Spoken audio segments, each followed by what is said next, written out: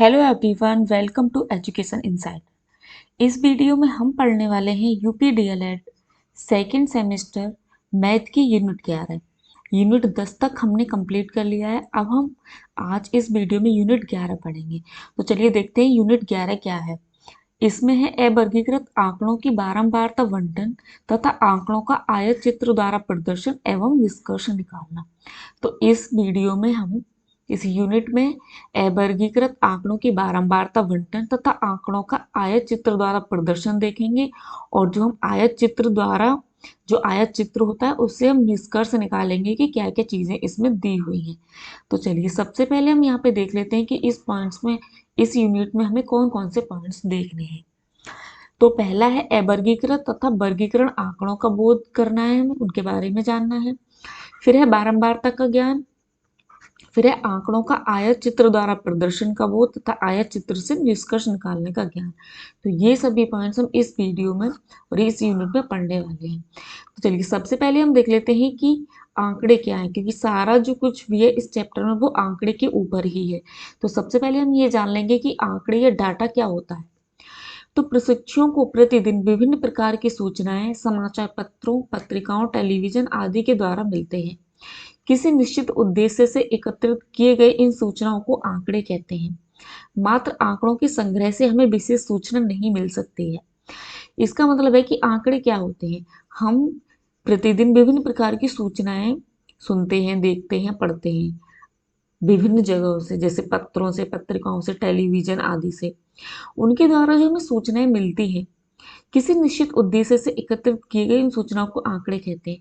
तो हमें विभिन्न प्रकार की सूचनाएं मिलती हैं, लेकिन जो सभी सूचनाएं हैं वो हमारे लिए आंकड़ा नहीं हो सकती। आंकड़े हमारे लिए कौन से होते हैं, जो हम किसी निश्चित उद्देश्य से उन्हें कलेक्ट करते हैं, एकत्रित करते हैं, तो वो हमारे लिए आंकड़े होते हैं। जैसे हम कहें कि हमें जनसंख्या के बारे में सूचनाएं इकट्ठी करनी है, तो उसको हम आंकड़े बोल सकते हैं, क्योंकि हम किसी निश्चित उद्देश्य से उन सूचनाओं को इकट्ठा कर रहे हैं। या किसी क्लास में कितने बच्चे पास हुए हैं या कितने बच्चे फेल हुए हैं, तो ये सभी जो डाटा हम कलेक्ट कर रहे हैं, ये जो सूचनाओं को हम कलेक्ट कर रहे हैं, उनको आंकड़े बोलते हैं। वैसे तो हम विभिन्न प्रकार की सूचनाओं को पढ़ते हैं, सुनते हैं, लेकिन सभी हमारे लिए डाटा नहीं है। तो वही है आंकड़े की डेफिनेशन कि आंकड़े क्या होते हैं। तो हमने जाना कि जो किसी हम निश्चित उद्देश्य से सूचनाओं को इकट्ठा करते हैं उनको हम आंकड़े या डाटा बोलते हैं। तो चलिए यहाँ पे हमने देख लिया। अब देखते हैं कि आंकड़ों का संग्रह करने के बाद, आंकड़ों को हमने कलेक्ट तो कर लिया, उसके बाद आंकड़ों को व्यवस्थित करने की भी आवश्यकता होती है। अव्यवस्थित आंकड़ों से परिणाम निकालने के लिए इन आंकड़ों को व्यवस्थित करने की आवश्यकता पड़ती है। इन आंकड़ों को दो प्रकार से हम व्यवस्थित करते हैं। जो भी आंकड़े हमने कलेक्ट किए हैं उनको क्या है कि व्यवस्थित करने की हमें ज़रूरत पड़ती है। जो अव्यवस्थित आंकड़े हैं, जैसे कि जैसे हमने कलेक्ट किए हैं, उनसे हम परिणाम तक नहीं पहुंच पाएंगे। जो हम चाह रहे हैं, जिस उद्देश्य से हमने आंकड़े कलेक्ट किए हैं, हम वहां तक नहीं पहुंच पाएंगे अव्यवस्थित आंकड़ों से। उनके लिए हमें आंकड़ों को व्यवस्थित करना पड़ता है। तो इन आंकड़ों को हम दो प्रकार से व्यवस्थित कर सकते हैं। तो यहाँ पे हम देखते हैं दो प्रकार कौन कौन से हैं। पहला है आरोही क्रम और दूसरा है अवरोही क्रम। पहला है असेंडिंग ऑर्डर और दूसरा है डिसेंडिंग ऑर्डर। तो असेंडिंग ऑर्डर आरोही क्रम में हम क्या करते हैं, छोटे आंकड़ों से बड़े आंकड़ों की ओर जाना। हमें कोई भी आंकड़े या डाटा दे रखे होते हैं तो हम सबसे पहले आरोही क्रम में जब लगाते हैं तो पहले छोटे आंकड़ों को लगाते हैं, उसके बाद बड़े आंकड़ों को लगाते हैं। वहीं अगर हम देखें अवरोही क्रम में, तो अवरोही क्रम में हम क्या करते हैं, सबसे पहले सबसे बड़े आंकड़े को कलेक्ट करते हैं, फिर उसके बाद उससे छोटा छोटा, सबसे छोटा सबसे लास्ट में। तो ऐसे हम आंकड़ों को कलेक्ट कर लेते हैं। तो यहाँ पे हमने एग्जाम्पल लिया है कि कैसे हम आंकड़ों को कलेक्ट करते हैं। निम्न आंकड़ों को आरोही और अवरोही क्रम में व्यवस्थित करें। तो यहाँ पे हमें कुछ आंकड़े दिए हुए हैं, इनको हम आरोही क्रम में और अवरोही क्रम में व्यवस्थित करेंगे। तो यहाँ पे हमें आंकड़े दिए हुए हैं, ये पहले 36, 35, 30, 48, तो ऐसे हमें ये सारे आंकड़े दिए हुए हैं।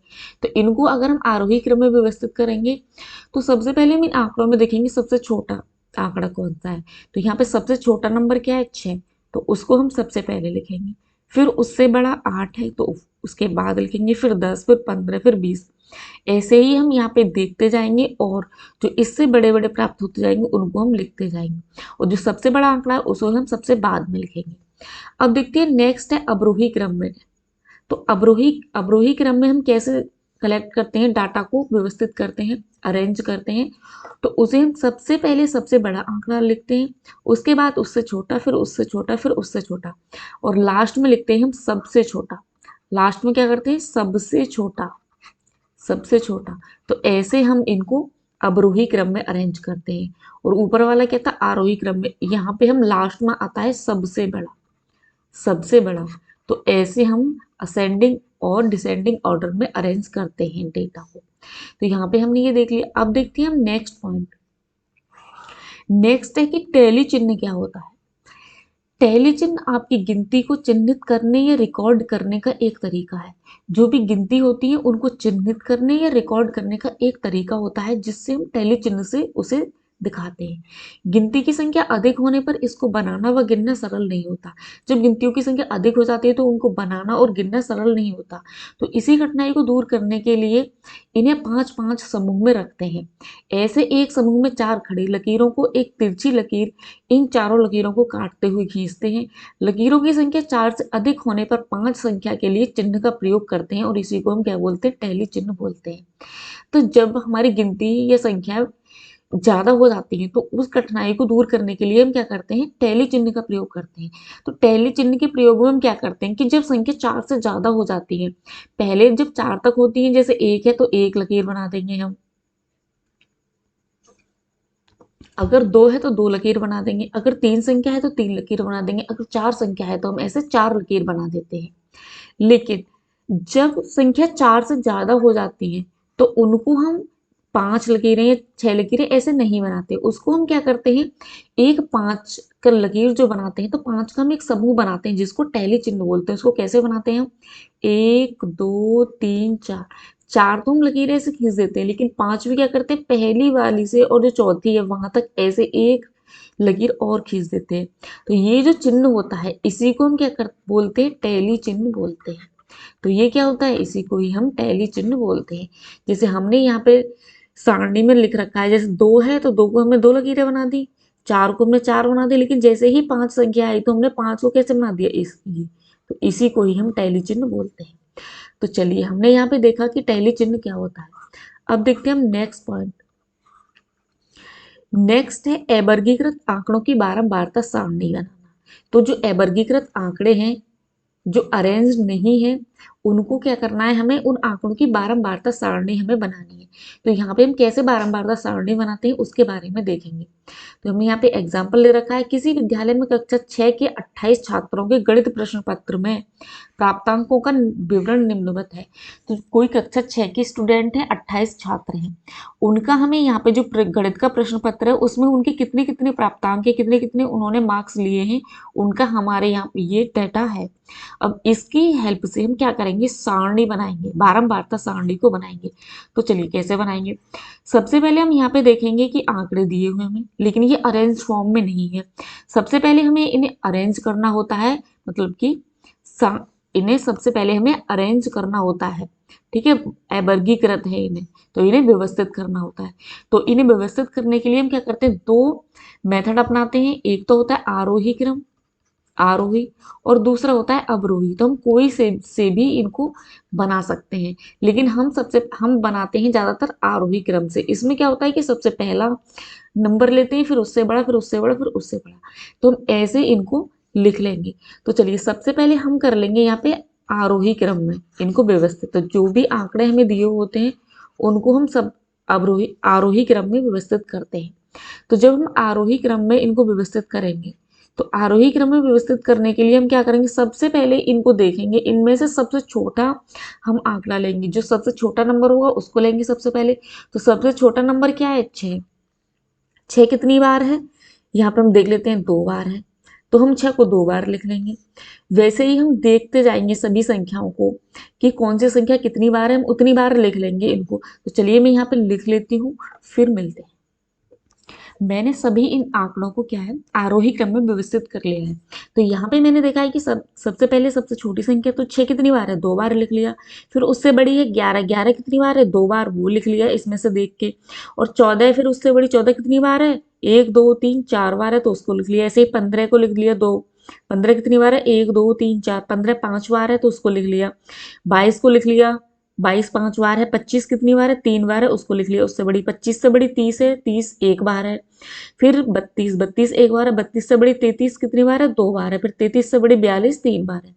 तो ऐसे हमने इनको आरोही क्रम में व्यवस्थित कर लिया। यहाँ पे ये टोटल कितने आंकड़े, 28 छात्र हैं, तो 28 हम गिन लेते हैं कि यहाँ टोटल हमने 28 लिख लिए हैं ये पे। यहाँ पे तो चलिए देखते हैं, 1 2 3 4 5 6 7 8 9 10 11 12 13 14 15 16 17 18 19 20 21 22 23 24 25 26 27 28। तो टोटल हमने 28 आंकड़ों को व्यवस्थित कर लिया। अब क्या करेंगे, सबसे पहला तो हमारा होता है कि आरोही क्रम में इनको व्यवस्थित करना। अब फिर हम सारणी बनाएंगे। सारणी बनाने के लिए सबसे पहला जो कॉलम बनाएंगे, क्रम संख्या बनाएंगे, फिर प्राप्तांक बनाएंगे, फिर टैली चिन्ह लिखेंगे, फिर छात्रों की संख्या बारंबारता में लिखेंगे। अब उसके बाद क्या है, क्रम संख्या को लिख लेंगे, कितने हैं टोटल स्टूडेंट। टोटल स्टूडेंट हैं कितने, 28 छात्र हैं, लेकिन छात्र तो 28 हैं, बट जो संख्या है, जो प्राप्तांक हैं, वो कितने हैं। तो यहाँ पे हम सबसे पहले लिख लेंगे प्राप्तांक। तो सबसे पहला लिखेंगे हम 6। तो 6 कितनी बार है, 6 है 2 बार। तो हम यहाँ पे बारंबारता में 2 लिख लेंगे। बारंबारता का मतलब होता है कि वह संख्या कितनी बार आई है। तो 6 कितनी बार आई है, 2 बार आई है। फिर देखेंगे उससे बड़ी संख्या 11। तो 11 कितनी बार आई है, वो भी 2 बार आई है। वैसे ही 14 4 बार आई है, और 15 5 बार आई है। 22 कितनी बार आई है, 5 बार। और 25 कितनी बार आई है, 3 बार। और 30 कितनी बार आई है, 1 बार। और 32 कितनी बार आई है, 1 बार। और 33 कितनी बार आई है, 2 बार। और ऐसे ही 42 कितनी बार आई है, 3 बार। तो ऐसे हमने ये संख्या लिख ली।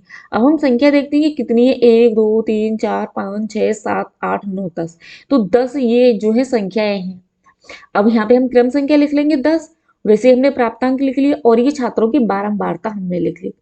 बारंबारता में क्या होता है कि जितने भी छात्र होते हैं, अब जितने भी छात्र हैं, जैसे छात्र कितने हैं, 28 हैं टोटल। तो जो भी बारंबारता आई है, तो बारंबारता का अगर हम जोड़ करेंगे तो हमें वही संख्या प्राप्त होनी चाहिए, 28। तो यहाँ पे अगर हम बारंबारता को जोड़ेंगे तो हमें 28 ही प्राप्त होगी। ठीक है, अब इसके बाद क्या करते हैं हम, अगर हम टैली चिन्ह लगाएंगे, तो टैली चिन्ह कैसे लगाएंगे। अगर 2 है बारंबारता, तो बारंबारता 2 लकीर बना देंगे। 2 है फिर 2। अगर 4 संख्या है तो हम 4 लकीरें बना देंगे। जैसे ही 4 से बड़ी संख्या होती है, वैसे ही हम क्या करते हैं, टैली चिन्ह लगाते हैं। जैसे यहाँ पे हमने 4 लकीरें बना दी, उसके बाद एक ऊपर से तिरछी लकीर खींच देंगे। वैसे ही 5, वैसे ही 3, वैसे अगर जैसे यहाँ पे तो 5 है, अगर 5 की जगह 6 होती तो हम क्या कर देते, जैसे यहाँ पे 6 होती मान के चलिए बारंबारता, तो 5 का ऐसे तो हम टैली चिन्ह बना देते एक, लेकिन एक फिर से अलग से लिख देते, तो ये 6 हो जाती। तो इस तरह से हम इसको सारणीबद्ध करते हैं, जो भी हमें डाटा दिया हुआ होता है। चलिए हमने ये देख लिया। अब देखते हैं हम नेक्स्ट। तो यहाँ पे इस प्रकार ऊपर दी गई सारणी को अवर्गीकृत आंकड़ों की बारंबारता बंटन सारणी अथवा बारंबारता सारणी कहते हैं। अब देखते हैं हम नेक्स्ट। नेक्स्ट हमने क्वेश्चन ले रखा है, इसको हम देखते हैं। निम्नलिखित बारंबारता बंटन सारणी का अध्ययन कीजिए और उसके नीचे दिए हुए प्रश्नों के उत्तर दीजिए। तो जो हमारा पॉइंट, जो हमारा टॉपिक था, वो हमने देख लिया कि क्या क्या हमें इसमें पढ़ना था। तो बेसिकली इसमें हमें क्या पढ़ना था, आंकड़ों के बारे में जानना था कि आंकड़े क्या होते हैं। फिर अवर्गीकृत तथा वर्गीकरण आंकड़ों का बोध करना था कि जो अवर्गीकृत आंकड़े होते हैं वो ज्यों के त्यों जैसे हम रॉ डाटा कलेक्ट करते हैं वैसे होता है, लेकिन वर्गीकरण आंकड़े वो होते हैं जिनको हम व्यवस्थित करते हैं आरोही और अवरोही क्रम में। फिर हमने बारंबारता का ज्ञान जाना कि बारंबारता क्या होती है, बारंबारता सारणी हम कैसे बनाते हैं उसके बारे में हमने जाना। फिर जाना आंकड़ों का आयाचित्र द्वारा प्रदर्शन का वो तथा आयाचित्र से निष्कर्ष निकालना, वो हम अभी आगे देखेंगे। अभी हम एक क्वेश्चन देख लेते हैं इसके बेस पे। तो चलिए सबसे पहले हम यहाँ पे देखते हैं एक क्वेश्चन। क्वेश्चन है कि हमें एक बारंबारता सारणी दी हुई है, बारंबारता सारणी हमें दी हुई है और उसके बेसिस पर हमें कुछ क्वेश्चन दिए गए हैं, उनके हमें आंसर निकालने हैं। तो चलिए यहाँ पे हमें बारंबारता सारणी दी हुई है, ये है वर्ग अंतराल, और इधर क्या है, बारंबारता दे रखी है। अब यहाँ पे हम कुछ क्वेश्चन निकालेंगे। क्वेश्चन है कि निम्न सीमा क्या है। इसमें ये पॉइंट्स भी आते हैं इस चैप्टर में, निम्न सीमा, उच्च सीमा और वर्ग अंतराल, ये पॉइंट्स और हमें इसमें पढ़ने हैं। तो इसे हम क्वेश्चन के थ्रू पढ़ लेते हैं। तो चलिए पहला देखते हैं निम्न सीमा क्या होती है। तो निम्न सीमा क्या होती है कि जो भी हमें वर्ग अंतराल दिया होता है, जैसे यहाँ पे हमें वर्ग अंतराल दिया हुआ है 100 से 125, तो इस वर्ग अंतराल में जो छोटी वैल्यू होती है उसको हम निम्न सीमा बोलते हैं। तो यहाँ पे छोटी वैल्यू क्या है, 100 से 125 क्या है, ये वर्ग अंतराल है। तो इसमें 100 क्या है, छोटी वैल्यू है, तो वो छोटी वैल्यू होती है उसको हम निम्न सीमा बोलते हैं। जैसे वर्ग अंतराल 1 100 से 125 में 100 क्या है, इस वर्ग की निम्न सीमा है। चलिए फिर देखते हैं हम नेक्स्ट क्वेश्चन, जो कि उच्च सीमा क्या होती है। तो वर्ग 100 से 125 में 25 इस वर्ग की उच्च सीमा है। तो उच्च सीमा कौन सी होती है, जो भी वर्ग अंतराल हमें दिया हुआ होता है उसकी जो बड़ी वैल्यू होती है उसको हम क्या बोलते हैं, उच्च सीमा बोलते हैं। तो यहाँ पे बड़ी वैल्यू क्या है, छोटी वैल्यू की 100 और बड़ी वैल्यू की 125। तो 125 क्या हो जाएगी, उच्च सीमा हो जाएगी। तो हमें कोई भी वर्ग अंतराल दे दिया जाएगा, जैसे ये मान ले 300 से 125 दे रखा है, तो इसमें निम्न सीमा क्या है, 300 है। छोटी वाली वैल्यू क्या होती है, निम्न सीमा, और बड़ी वाली वैल्यू होती है उच्च सीमा। चलिए ये हमने देख लिया। अब देखते हैं नेक्स्ट पॉइंट, जो कि है वर्ग अंतराल क्या होता है। तो वर्ग अंतराल क्या होता है, दोनों सीमाओं का अंतर, इस वर्ग का आकार वर्गांतर, वर्गांतराल या वर्ग विस्तार या माप कहलाता है। तो जो वर्ग अंतराल क्या होता है, वर्ग अंतराल जो दोनों सीमाएं होती हैं उनके बीच का अंतर। जैसे यहाँ पे हमने वर्ग वर्ग लिया था, वो कितना था, 100 से 125 था। तो इनका जो वर्ग वर्ग अंतर होगा वो कितना होगा, इन दोनों का अंतर होगा, इन दोनों का डिफरेंस, इन दोनों में कितना डिफरेंस है, ये 100 और 125। तो 125 में से हम 100 माइनस करेंगे तो कितना प्राप्त होगा हमें, 25। तो 25 क्या आ जाएगा, इस वर्ग का वर्ग अंतराल आ जाएगा। तो इस वर्ग अंतराल के और भी नाम होते हैं, ये इनमें से किसी भी नाम से आ सकता है। कौन कौन से नाम होते हैं, एक होता है वर्ग का आकार, दूसरा होता है वर्गांतर, तीसरा होता है वर्ग अंतराल खुद, फिर होता है वर्ग विस्तार 4, और पांचवा होता है कि वर्ग की माप क्या है, इस वर्ग अंतराल की माप क्या है।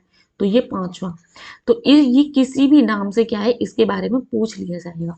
तो बेसिकली हमें करना क्या होता है, जो भी हमें वर्ग अंतराल दिया हुआ होता है, जैसे यहाँ पे हमें दे रखा है 100 से 125, तो हमें इन दोनों का डिफरेंस निकाल देना है। वही क्या होता है, इसका वर्ग अंतराल या वर्ग विस्तार या वर्ग का आकार या वर्गांतर होता है। कोई भी हमें वर्गांतर दिया जाए, जैसे यहाँ पे दे रखा है हमें 300 से 325, तो इसमें से हम माइनस करेंगे तो कितना हो जाएगा इनका अंतर, 325 से हमने 300 को माइनस किया तो कितना प्राप्त होगा, 25 हमें प्राप्त होगा। तो ऐसे हम ये निकाल सकते हैं वर्ग अंतराल। अब देखते हैं हम नेक्स्ट पॉइंट, जो कि है वर्ग अंतराल के माप क्या है। जैसे यहाँ पे क्या दिया हुआ है, जो भी हमें सारणी दी हुई है ये, तो इसमें क्या होता है, बेसिकली जो भी सारणी दी हुई होती है उसमें जो वर्ग अंतराल होता है वो बदलता नहीं है, वो एक ही होता है। हम कोई सा भी वर्ग देख लें यहाँ पे, उस सभी वर्ग अंतराल में क्या होता है, एक ही बराबर वैल्यू आएगी। अगर हम यहाँ पे देखते हैं कि 100 और 125 के बीच में कितना अंतर आ रहा है, 25 का, वैसे 125 से 150 के बीच में कितना अंतर आ रहा है, 25 का। तो वैसे ही क्या होता है, वर्ग अंतराल की वैल्यू एक ही बराबर होती है। तो यहाँ पे अगर हम देखें कि वर्ग अंतराल की माप क्या है, तो इस सारणी में अगर हम देखेंगे कि वर्ग अंतराल की माप क्या है, तो हम कोई से भी वर्ग अंतराल को देख लेते हैं। तो 100 में से 100 और 125 के बीच में कितने का अंतर है, 25 का। इसमें कितने का अंतर है, 125 में 150 का, 25 का। तो ऐसे ही अगर हम देखें कि इस वर्ग अंतराल की माप क्या है, इसमें तो क्या है, 25 है। तो इसका आंसर क्या होगा, 25। अब देखते हैं नेक्स्ट क्वेश्चन है कि किस वर्ग की बारंबारता सबसे अधिक है। तो चलिए यहाँ पे हम देख लेते हैं कि किस वर्ग की बारंबारता सबसे अधिक है। तो बारंबारता किधर है, इधर दी हुई है। तो यहाँ पे सबसे अधिक बारंबारता देखते हैं। तो सबसे अधिक बारंबारता क्या है, इधर है 46, 23, 54, 130, 125, 110, 90, 65 और 23। तो सबसे ज्यादा जो बारंबारता है वो है 123। तो 123 कौन से वर्ग की बारंबारता है, वो है 175 से 150 की, 175 से 150 की। तो यहाँ पे अगर हम लिखें कि किस वर्ग की बारंबारता सबसे अधिक है, तो हम लिख सकते हैं यहाँ पे 175 से 200 की। तो इसकी कौन सा है, 175 से 200।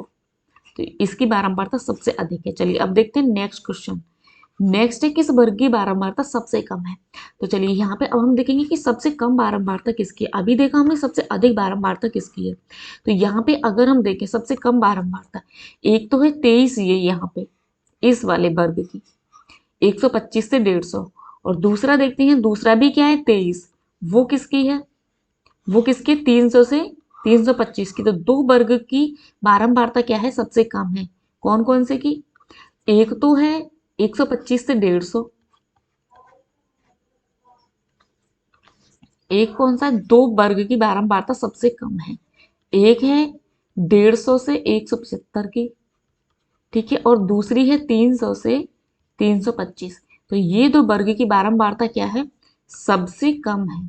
बाकी सबकी बारंबारता क्या है, ज्यादा है, सॉरी, 125 से 150 की, हमने यहाँ पे गलत लिख दिया। कौन सा है? 125 से 150 की बारंबारता सबसे कम है। 125 से 150 की जो बारंबारता है वर्ग की वो कम है, कितनी है? 23 है इसकी भी, और इसकी भी क्या है? 23 है। 300 से 325 की भी क्या है? 23 है। तो चलिए अब देखते हैं हम नेक्स्ट क्वेश्चन। इसी प्रकार के क्वेश्चन पूछे जाते हैं एग्जाम में। तो यहाँ पे नेक्स्ट क्वेश्चन देखते हैं, वर्ग अंतराल 300 से 325 की उच्च सीमा व निम्न सीमा क्या है? तो बस उच्च सीमा कौन सी होती है? जो वैल्यू ज्यादा होती है वर्ग की। तो यहाँ पे वर्ग अंतराल की वैल्यू कितनी है? 325। तो 325 क्या हो जाएगी? उच्च सीमा हो जाएगी। और 300 क्या है? छोटी वैल्यू है, तो वो क्या हो जाएगी? निम्न सीमा हो जाएगी। चलिए अब देखते हैं नेक्स्ट क्वेश्चन है, किन दो वर्गों की बारंबारता समान है? तो यहाँ पे हम देखेंगे किन दो वर्गों की बारंबारता समान है, जो हमने अभी देखा। कौन से वर्ग की, किन दो वर्गों की बारंबारता एक बराबर है? तो एक 23 जो बारंबारता है कौन सी की? 125 से 150 की, और दूसरा है 300 से 325 की। तो यहाँ पे अगर हम लिखेंगे किन दो वर्गों की बारंबारता समान है, तो 125 से 150 की, और दूसरा है 300 से 325। तो दो वर्गों की बारंबारता क्या है? समान है। इसकी भी 23 है और इसकी भी 23 है। चलिए ये तो हमने यहाँ पे क्वेश्चन देख लिए बारंबारता सारणी से रिलेटेड। अब देखते हैं हम नेक्स्ट पॉइंट, जो कि है आयत चित्र। चलिए यहाँ पे अब हम देखते हैं, इसके पूर्व प्रशिक्षु दंड आरेख बार ग्राफ के माध्यम से अवर्गीकृत आंकड़ों के बार ग्राफ बनाने तथा उससे निष्कर्ष निकालने की प्रक्रिया से परिचित हो चुके हैं, किंतु अब यदि आंकड़े वर्गीकृत हैं और बारंबारता दिया गया हो तो उनका निरूपण भी ग्राफ द्वारा किया जा सकता है। वर्गीकृत आंकड़ों के निरूपण को आयत चित्र कहते हैं। आयत चित्र में अक्ष वर्ग पर वर्ग अंतराल को आधार मानकर आयत खींचे जाते हैं। आयत चित्र क्या होता है कि जो वर्गीकृत आंकड़े होते हैं उनको निरूपित करते हैं हम। तो वर्गीकृत आंकड़ों को जो हम आयत चित्र के द्वारा प्रदर्शित करते हैं उसी को क्या बोलते हैं? हम आयत चित्र बोलते हैं। जैसे यहाँ पे जो हमने सेमेस्टर फर्स्ट की मैथ में पढ़ा था कि जो बार ग्राफ क्या होता है, पाई ग्राफ क्या होता है। तो जो बार ग्राफ क्या होता है, बेसिकली हम जो भी, जैसे कोई भी डाटा दिया हुआ है तो उसको हम जो दंड आरेख बनाते हैं उसी को ही क्या बोलते हैं? हम बार आरेख बोलते हैं। तो वैसे ही पाई ग्राफ वो सभी हमने सेमेस्टर फर्स्ट की मैथ में देखा था। पिक्टोग्राफ वो सभी हमने उसमें देखे थे। अब इसमें क्या है कि आयत चित्र द्वारा हमें प्रदर्शित करना है डाटा को। तो आयत चित्र में हम कैसे प्रदर्शित करते हैं? हमने यहाँ पे देखा कि वर्गीकृत आंकड़ों ग्राफ द्वारा किया जा सकता है। वर्गीकृत आंकड़ों को निरूपित को आयत चित्र कहते हैं। तो जो भी हम ग्राफ द्वारा प्रदर्शित करते हैं उसी को ही हम क्या बोलते हैं? आयत चित्र द्वारा प्रदर्शन बोलते हैं। तो यहाँ पे अब हम उसको करके देखेंगे। आयत चित्रों की चौड़ाई वर्गांतर की तथा ऊंचाई संबंधित वर्ग की बारंबारता के समानुपाती होती है। तो इसमें हम क्या लिखते हैं? जब हम आयत चित्र बनाते हैं तो जो आयतों की चौड़ाई वर्गांतर होता है उसको हम ऊंचाई में, तथा जो उनकी वो समानुपाती बारंबारता होती है, बारंबारता क्या होती है? ऊंचाई के समानुपाती होती है, और जो चौड़ाई होती है उनकी वो वर्गांतर के बराबर होती है। जो भी आयत होते हैं, आयत की जो चौड़ाई होती है, जैसे भी हम आयत चित्र बनाएंगे तो जो आयत की चौड़ाई होती है ये वाली, तो वो किसके बराबर होती है? ये भी क्वेश्चन आता है कि जो आयत की चौड़ाई होती है वो किसके बराबर होती है? वो होती है वर्गांतर के बराबर। जो भी वर्गांतर आता है, निम्न उच्च सीमा और निम्न सीमा का जो अंतर होता है उसी को हम वर्गांतर बोलते हैं। और जो वर्गांतर होता है वो किसके बराबर होता है? जो आयत की चौड़ाई होती है। तो चलिए यहाँ पे हम देखते हैं पहले बनाना, तब अच्छे से और समझ में आएगा हमारे। और जो ऊंचाई होती है, एक क्वेश्चन और आता है कि जो ऊंचाई होती है वर्ग की वो किसके बराबर, किसके समानुपाती होती है? तो वो जो बारंबारता होती है उसके समानुपाती होती है। क्या? वर्ग की ऊंचाई। तो ये दो क्वेश्चन आते हैं एग्जाम में कि जो वर्गांतर की चौड़ाई होती है वो किसके बराबर होती है? तो वो जो आयत की चौड़ाई होती है उसके बराबर होता है वर्गांतर। तो वर्गांतर की वैल्यू किसके बराबर होती है? जो आयत की चौड़ाई होती है। वही आता है कि जो ऊंचाई होती है वो किसके समानुपाती होती है? तो जो ऊंचाई होती है वर्ग की वो बारंबारता के समानुपाती होती है। तो दो क्वेश्चन इसमें यहाँ से आते हैं। चलिए अब देखते हैं हम नेक्स्ट। यहाँ पे हम आयत चित्र को बनाना देखेंगे। तो आयत चित्र को बनाने के लिए हमें क्या है? हमें यहाँ पे टेबल दे रखी है, सारणी दे रखी है, इसको हम आयत चित्र में बनाएंगे। तो यहाँ पे सबसे पहले हमें दे रखा है कि वर्गांतर, वर्गांतर दे रखा है हमें 0 से 10, 10 से 20, 20 से 30, 30 से 40, 40 से 50 और 50 से 60। और दूसरे दे रखा है हमें बारंबारता। तो बारंबारता 2 है इस वाले की, इसकी 6 है, इसकी 14 है, इसकी 16, इसकी 10 और इसकी 2। तो चलिए अब हम बनाते हैं आयत चित्र। आयत चित्र बनाने के लिए हम क्या करेंगे? सबसे पहले हम एक्स एक्सिस और वाई एक्सिस पर दो लाइन खींचेंगे। पहले हम खींच लेते हैं एक्स एक्सिस पर, ठीक है, फिर हम वाई एक्सिस पर खींच लेंगे। इसके बाद हम क्या करेंगे, जीरो यहाँ पे, 0,0। अब हम यहाँ पे क्या करेंगे, जो एक्स एक्सिस है उस पर हम लिखेंगे वर्ग अंतराल को, यहाँ पे हम लिखेंगे वर्ग अंतराल एक्स एक्सिस पर, मतलब कि क्षैतिज जो लाइन है उस पर हम वर्ग अंतराल को लिखेंगे, और जो ऊर्ध्वाधर है उस पे हम क्या लिखेंगे, बारंबारता। तो इधर हम लिखेंगे बारंबारता, यहाँ पे हम लिख लेते हैं ऐसे बारंबारता। तो यहाँ पे हम बारंबारता लिखेंगे इधर। तो यहाँ पे सबसे बड़ा जो वैल्यू है उसके बारंबारता की वो क्या है, यहाँ पे देख लेते हैं, उसी हिसाब से हम आयत चित्र बनाएंगे। तो सबसे बड़ी वैल्यू है 16, तो हम यहाँ पे 20 तक ले लेते हैं या 16 तक। चलिए यहाँ पे हम 20 तक संख्या ले लेते हैं। पहले लेंगे 0,0 यहाँ पे, ये 0 इधर के लिए भी और इधर के लिए भी, तो इसीलिए क्या आता है 0,0 दोनों साइड के लिए 0 है यहाँ पे ये वैल्यू। तो यहाँ पहले हम लेंगे 2, फिर उसके बाद लेंगे हम 4, फिर लेंगे 6, 2 के अंतर से हम ले लेंगे, फिर लेंगे 8, फिर लेंगे 10, फिर लेंगे 12, फिर लेंगे 14, और फिर लेंगे 16, और फिर लेंगे 18। ठीक है, यहाँ पे जो भी हम ये वैल्यू लेते हैं ना वो हम क्वेश्चन के अकॉर्डिंग लेते हैं। यहाँ पे हम देख लेते हैं कि जो भी वैल्यू हमारी आए उससे क्या हो कि जो हम यहाँ पे आयत चित्र बनाए वो आसानी से बन जाए, उस हिसाब से हम वैल्यू को सेलेक्ट करते हैं और लिखते हैं। तो चलिए इधर हमने लिख लिया बाई एक्सिस पर बारंबारता। अब वर्ग अंतराल देखेंगे, तो पहला जो वर्ग अंतराल है वो कितना है, 0 से 10, तो यहाँ पे 10 लिख लेंगे। फिर है 10 से 20, तो 20 लिख लेंगे। फिर है 20 से 30, तो यहाँ पे 30 लिख लेंगे। फिर 40, फिर 50, और फिर 60। अब हम आयत चित्र बनाएंगे। तो आयत चित्र बनाने के लिए हम क्या करेंगे, सबसे पहला जो वर्ग अंतराल है वो कितना है, 0 से 10 है। 0 से 10 है, लेकिन उसकी जो बारंबारता है वो कितनी है, 2। तो बारंबारता कितनी है 0 से 10 वाले वर्ग अंतराल की, 2। तो यहाँ पे हम इसको 2 तक लेके जाएंगे। तो इसको हम यहाँ से 2 तक लेते हुए जाएंगे। यहाँ पे आ गया 2, बस। तो एक हमने ये आयत बना दिया इसका। अब देखेंगे दूसरा है 10 से 20। तो दूसरा जो वर्ग अंतर है वो कितना है, 10 से 20। तो उसका हम बारंबारता देख लेंगे, उसकी बारंबारता क्या है, 6। तो उसकी बारंबारता है 6, तो हम उसको 6 तक लेके जाएंगे। तो यहाँ से हम 6 तक लेके जाएंगे। 6 कहाँ, यहाँ पर है। लेकिन ये जो अंतर होता है ना, यहाँ पे इनके बीच में कोई भी अंतर नहीं होना चाहिए। जैसे यहाँ पे 0 से 10 है और 10 से 20, इनके बीच में कोई भी अंतर नहीं होना चाहिए, ये एक ही रेखा होनी चाहिए, इसकी भी और इसकी भी। ऐसे नहीं है कि हम थोड़ा सा स्पेस दे के फिर से बनाए, तो वो गलत हो जाएगा। तो यहाँ पे हम ये जो आयत चित्र बनाते हैं उसमें क्या होता है कि बिल्कुल भी कोई भी अंतर नहीं होता है, कोई भी स्पेस हम नहीं छोड़ते हैं। अब देखते हैं हम नेक्स्ट है, नेक्स्ट वर्ग अंतराल है 20 से 30। 20 से 30 की बारंबारता कितनी है, तो 20 से 30 की बारंबारता कितनी है, 20 से 30 की बारंबारता है 14। तो हम यहाँ पे लिख लेते हैं एक बार। तो यहाँ पे हमने सभी वर्ग अंतराल को लिख लिया है और उनके साथ में उनकी बारंबारता को लिख लिया है। तो यहाँ पे 20 से 30 के जो वर्ग अंतराल है उसकी जो बारंबारता है वो है 14। तो हम इस आयत को 14 तक बनाएंगे। तो यहाँ से यहाँ तक हम इसे 14 तक बनाएंगे, 20 से 30। अब देखते हैं नेक्स्ट है वर्ग अंतराल 30 से 40। 30 से 40 की जो बारंबारता है वो है 16। तो इसको हम 16 तक बनाएंगे यहाँ तक। 30 से 40 कितना है, 16। फिर देखते हैं हम 40 से 50। तो 40 से 50 का वर्ग अंतराल है उसकी बारंबारता कितनी है, 10। तो इसको हम 10 तक बनाएंगे यहाँ तक। फिर देखते हैं नेक्स्ट है 50 से 60। जो 50 से 60 है उसकी बारंबारता क्या है, 2। तो हम उसको भी कहाँ तक बनाएंगे, 2 तक बनाएंगे। सॉरी यहाँ पर है 2, इसको हम 2 तक बनाएंगे यहाँ पे।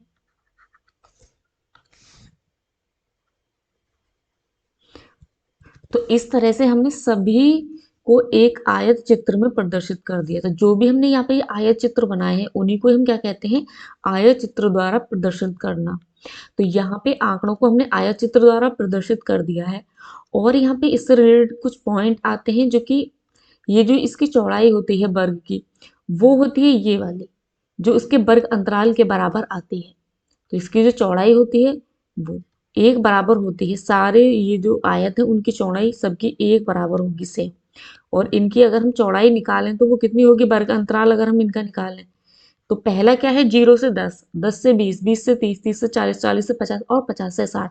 तो इनके बीच में अगर हम अंतर निकालें तो 0 से 10 के बीच में अगर हम अंतर निकालें तो कितना होता है, इसका भी 10 आएगा।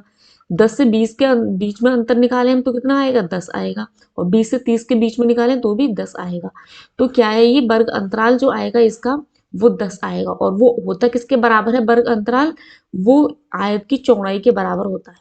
तो ये सब भी जो अंतर है चौड़ाई का वो बराबर होता है सारे आयतों का।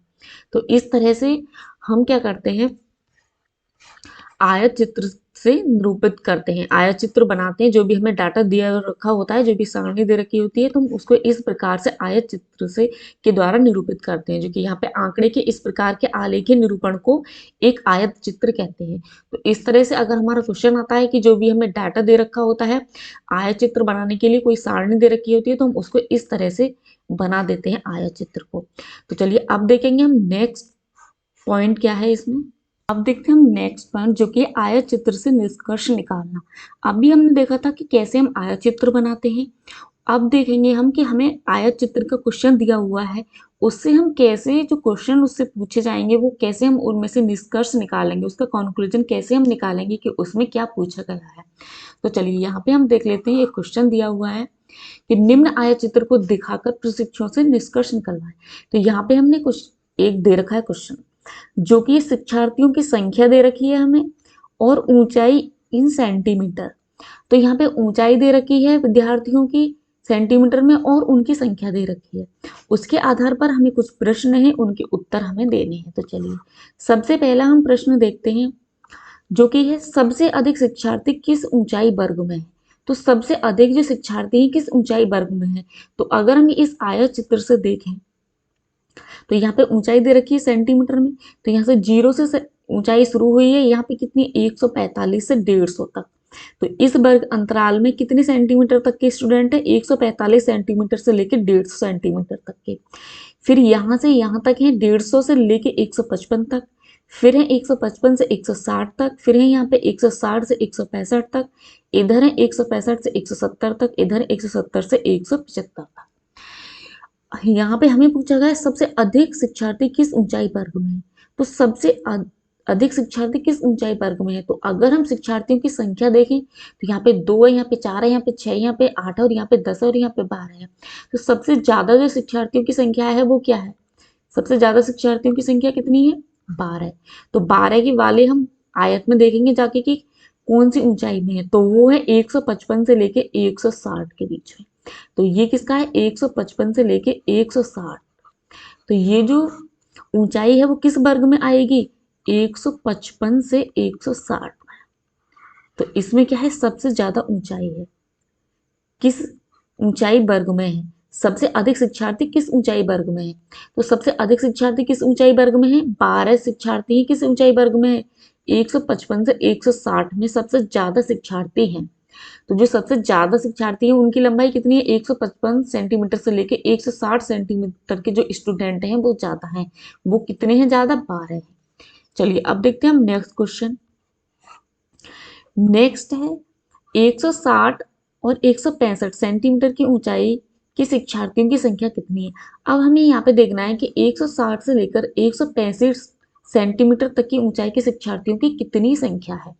तो चलिए यहाँ पे हम देख लेते हैं 160 से 165। तो हम इस वाले वर्ग अंतराल में आते हैं, 160 से लेके 165।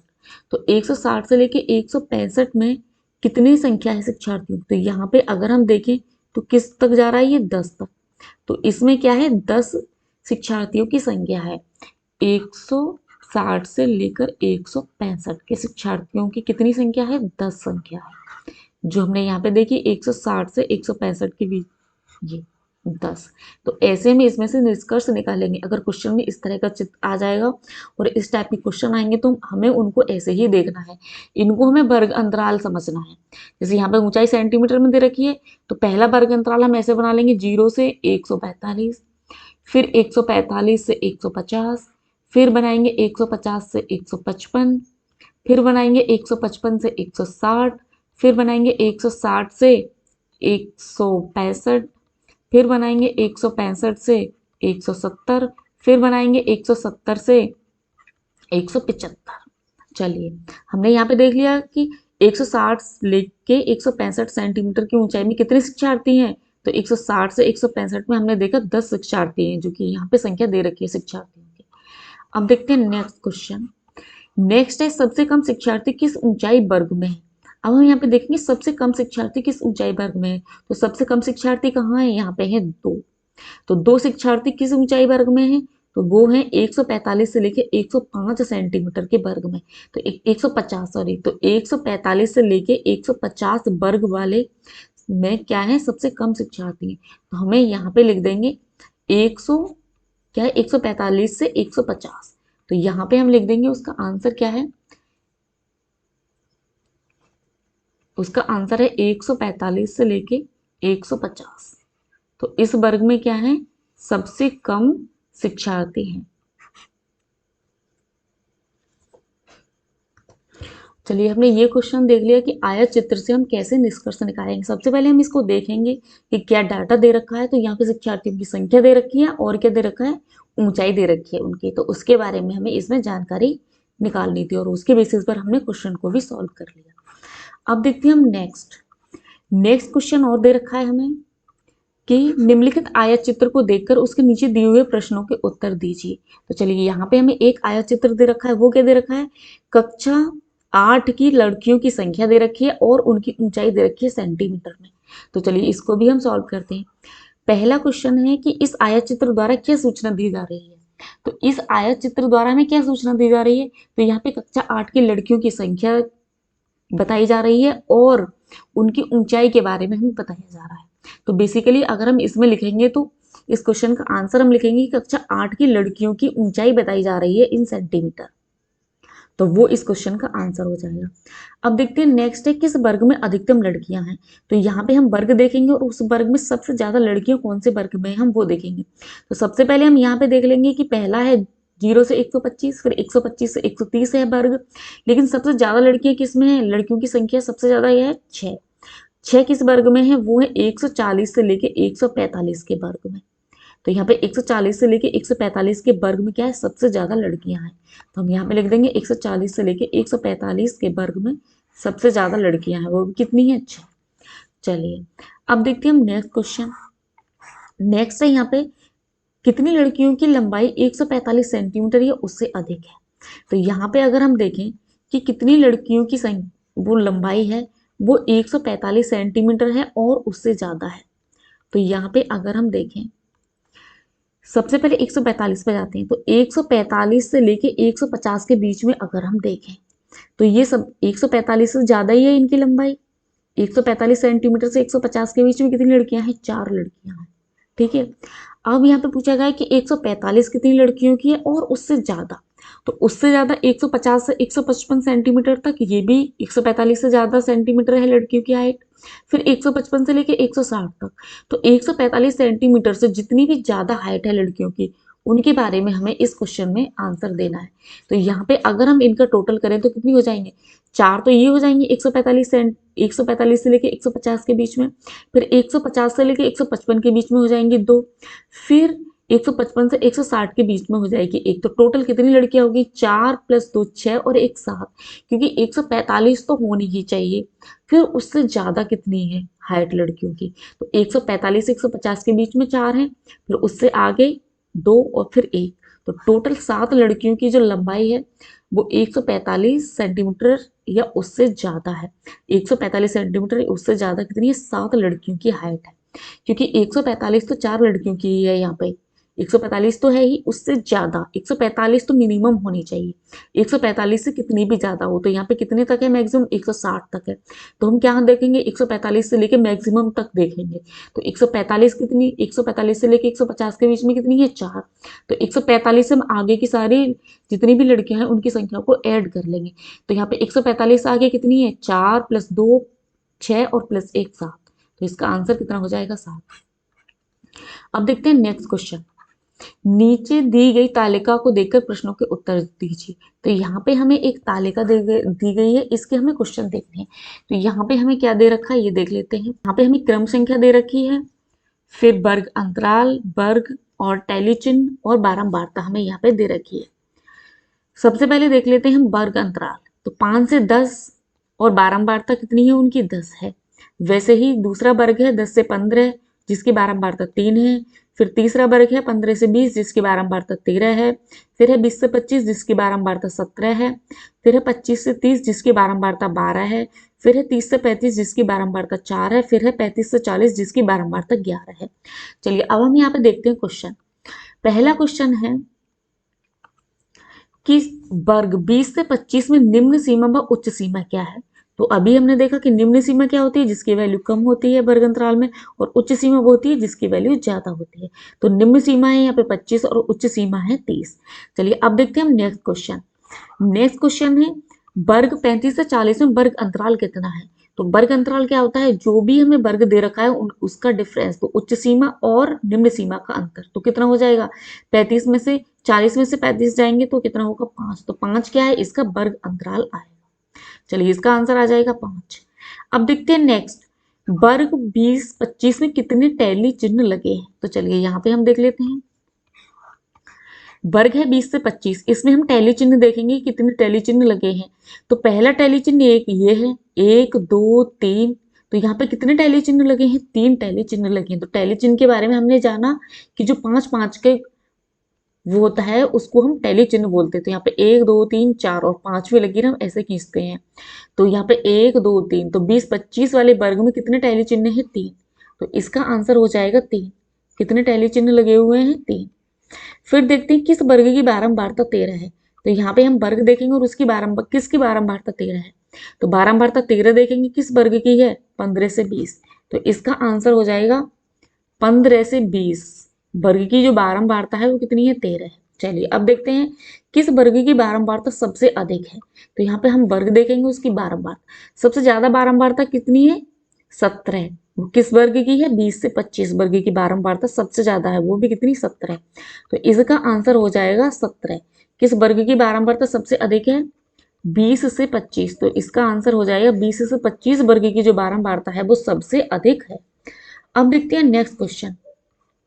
संख्या 20 को वर्ग 15, 20 या 20 से 25 किस वर्ग में रखा जाएगा। तो जो भी संख्या होती है, जैसे यहाँ पे 20, 15 से 20 है और 20 से 25, तो जो बड़ी वाली संख्या होती है उसमें हम इसको रखते हैं। तो यहाँ पे 20 को हम रखेंगे 20 से 25 वाले वर्ग में। चलिए अब देखते हैं नेक्स्ट क्वेश्चन है, वर्ग अंतराल 150 से 200 की उच्च सीमा क्या है। तो यहाँ पे अगर हम वर्ग अंतराल देखें इसका 150 से 200 की उच्च सीमा, तो उच्च सीमा क्या होती है, जो वर्ग अंतराल में बड़ी वैल्यू होती है उसको हम उच्च सीमा बोलते हैं। तो बड़ी वैल्यू क्या है यहाँ पे, 200। तो ये क्या हो जाएगी, इसकी उच्च सीमा हो जाएगी। तो इसका ऑप्शन नंबर 2 सही आंसर है। वही निम्न सीमा पूछी जाती तो होती 150। चलिए अब देखते हैं नेक्स्ट क्वेश्चन। नेक्स्ट है वर्ग अंतराल 50-75 की माप क्या है। तो माप क्या है, वही वर्ग अंतर या वर्ग की माप। तो जो भी उच्च सीमा और निम्न सीमा का अंतर होता है वही क्या होता है, वर्ग अंतराल की माप होती है। तो यहाँ पे 75 और में से 50 जाएंगे तो कितना बचेगा, 25। तो 25 क्या हो जाएगा, इसका वर्ग की माप हो जाएगी। हम यहाँ पे इसे माइनस में नहीं लिखेंगे, हम बड़ी वाली संख्या में से छोटी वाली को माइनस करेंगे। इसमें हम करते हैं उच्च सीमा माइनस निम्न सीमा, उच्च सीमा माइनस निम्न सीमा।